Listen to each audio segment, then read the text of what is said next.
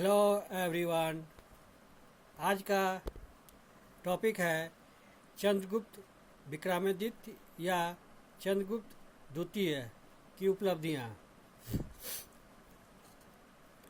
महादेवी दत्त के गर्भ से उत्पन्न समुद्रगुप्त का पुत्र चंद्रगुप्त द्वितीय या देवगुप्त या देवीश्री या देवराज का राज्यकाल 375 से 414 अथवा 380 से 312 ईस्वी गुप्त वंशीय इतिहास के स्वर्णीय काल का प्रतिनिधित्व करता है।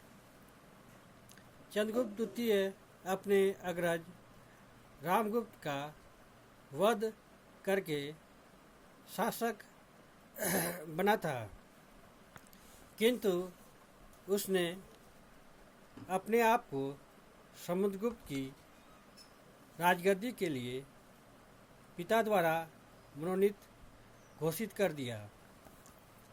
अपने शक्ति संवर्धन, शत्रुओं को पराजित करने एवं प्रभाव की वृद्धि के लिए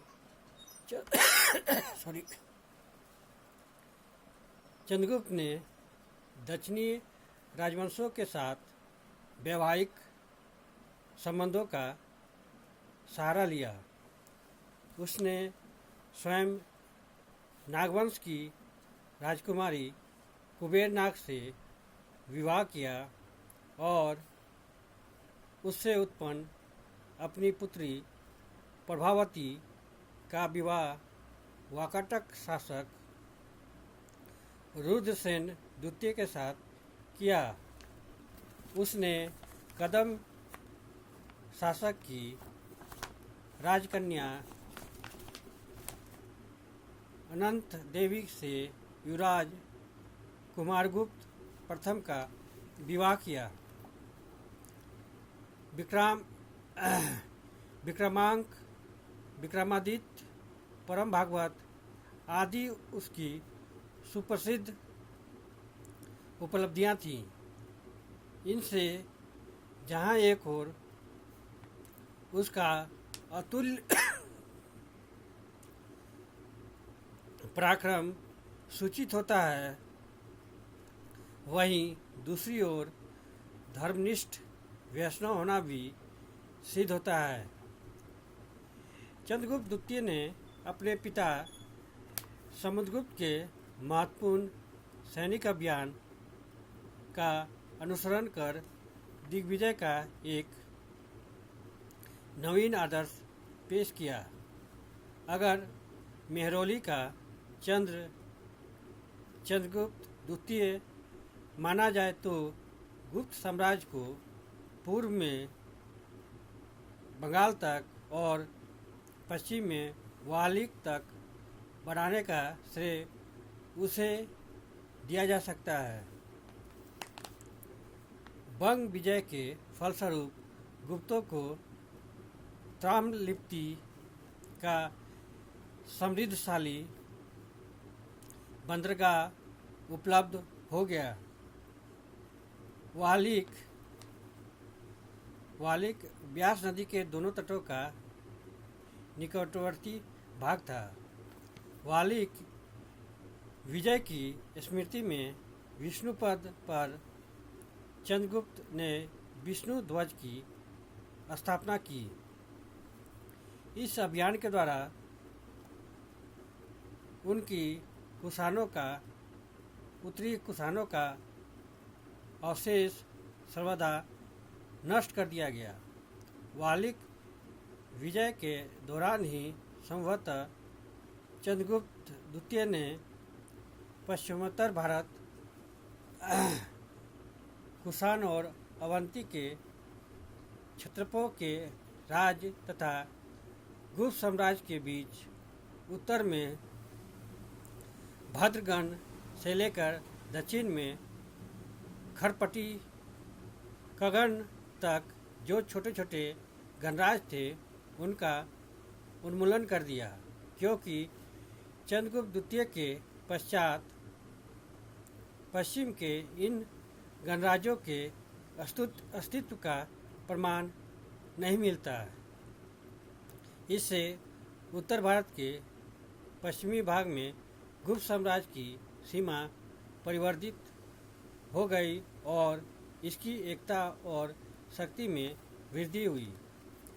चंद्रगुप्त द्वितीय के शासनकाल की सबसे प्रसिद्ध घटना उसकी शकों पर विजय है।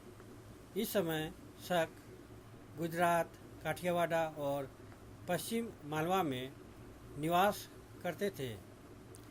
साहित्यिक स्रोतों में देवी चंद्रगुप्तम एवं हर्षचरित तथा अभिलेखीय साक्ष्यों में उदयगिरी पर्वत से प्राप्त लेख इस दृष्टि से महत्वपूर्ण है।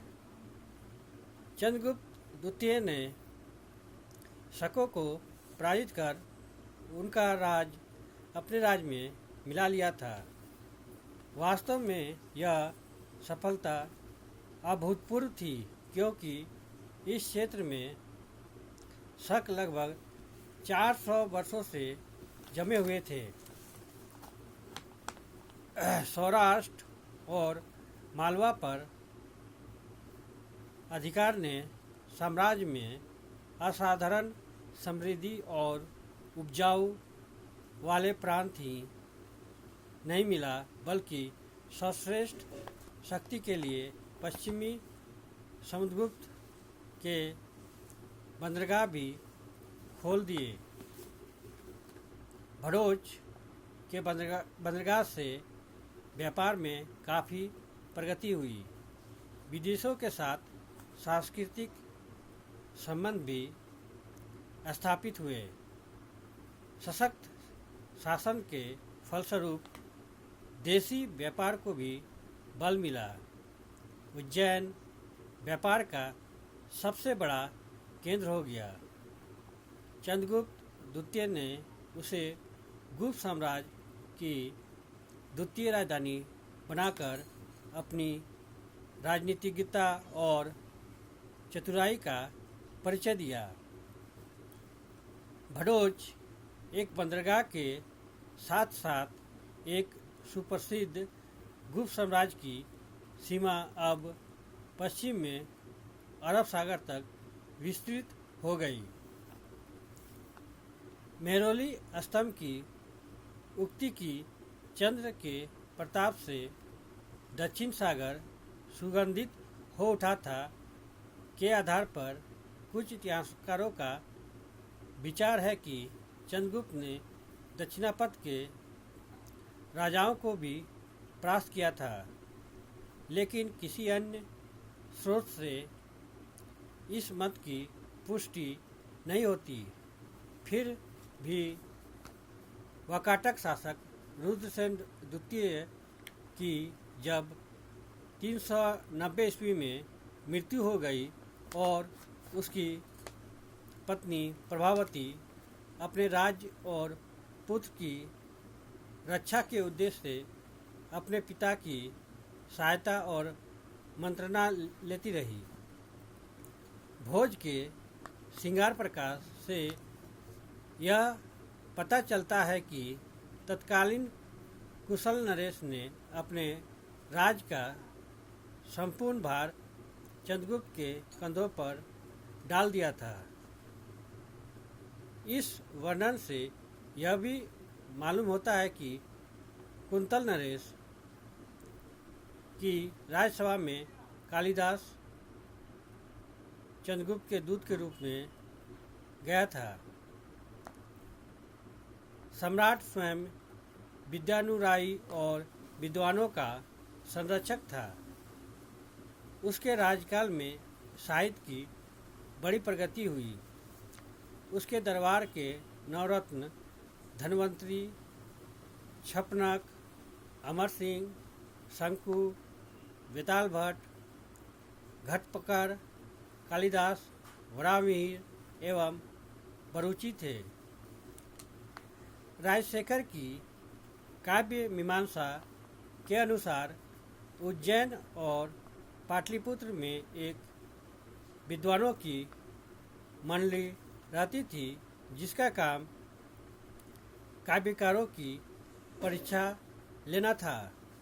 इसकी स्वीकृति मिलने पर ही कोई कृति प्रमाणिक मानी जाती थी।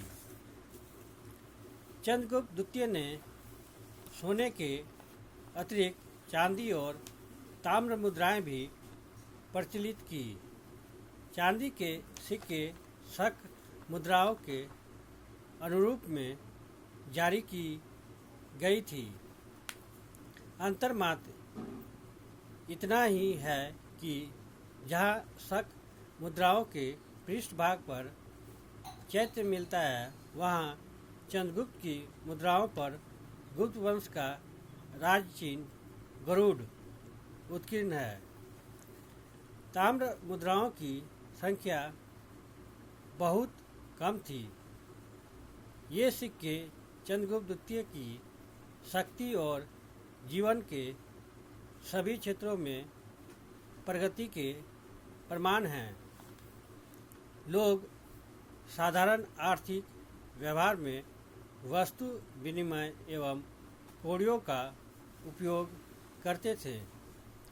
पाटलिपुत्र और उज्जैन में जो अनुपम प्रासाद निर्मित थे, उससे भी उसके कला प्रेम का परिचय मिलता है। पाटलिपुत्र के राजप्रसाद की कलात्मक बनावट देखकर फायान ने इसे देव निर्मित बतलाया। कथा सरित सागर के अनुसार उज्जैनी नगर पृथ्वी का भूषण था। कालिदास ने भी इसे स्वर्ण का एक क्रांति युक्त खंड कहा है। इस प्रकार राज्य विस्तार और विदेशों में होने वाले व्यापार की प्रगति ने निश्चय ही चंद्रगुप्त द्वितीय के समय में धन, सम्मान और शक्ति में वृद्धि की और एक श्रेष्ठ एवं उदार शासन ने धर्म, साहित्य, कला आदि में प्रगति करके सांस्कृतिक प्रगति में भाग लिया। जहाँ समुद्रगुप्त ने एक महान इमारत का निर्माण किया, चंद्रगुप्त ने इस इमारत को भव्य और सुंदर बनाया। इन्हीं शब्दों के साथ मैं इस टॉपिक को यहीं विराम देता हूँ। अगर आप लोग को इस टॉपिक से संबंधित कोई प्रश्न पूछना हो तो आप कमेंट बॉक्स में जाके अपना प्रश्न पूछ सकते हैं। Thank you. जय हिंद।